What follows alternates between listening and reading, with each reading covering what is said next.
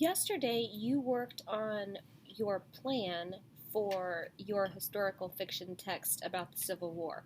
So I want to first make sure that when you go back over your plan that it is in fact a Civil War historical fiction book.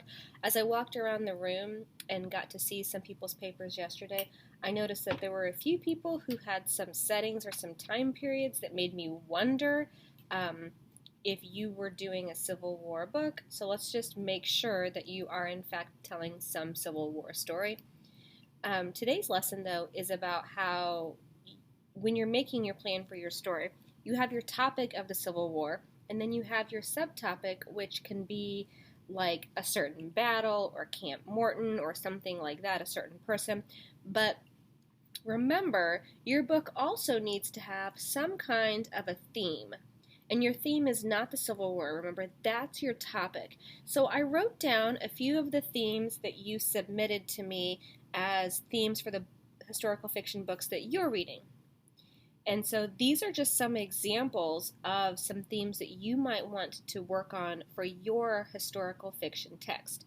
Because today, in the assignment box, you're going to be typing in what you've decided your theme will be for your story and an idea as to how you might actually accomplish that.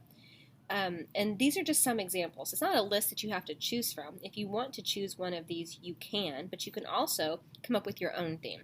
So here are some of the good ones that I saw in the work that we did when we looked at our own stories that we were reading. Don't judge a book by its cover. Respect your elders. Follow rules or do what you're told. Look on the bright side. Be careful who you trust. Sometimes sacrifices can't be avoided. Always be prepared. Friendships are important, or be true to yourself. So for the assignment today, you might say, my theme is going to be don't judge a book by its cover.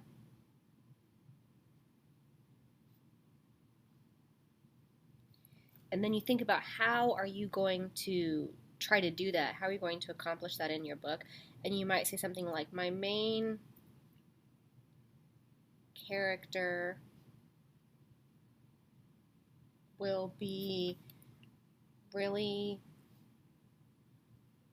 young and small, but will save the day because she is so brave.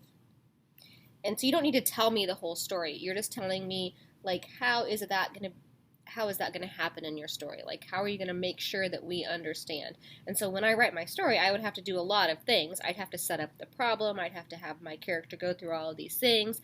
I'd have to have people notice that she's small. I'd have to have people comment on how young she is.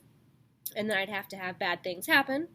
And then eventually she's going to save the day, and somebody's going to point out, wow, that's impressive that, I thought you were so young and so small, but then you ended up saving the day because your bravery, because size doesn't matter, or something like that. But your assignment today is just to enter something like this into the box, and then spend the rest of writing today working on your story, crafting it the way that you want it to be based on the plan that we made yesterday and now that you have a lesson involved.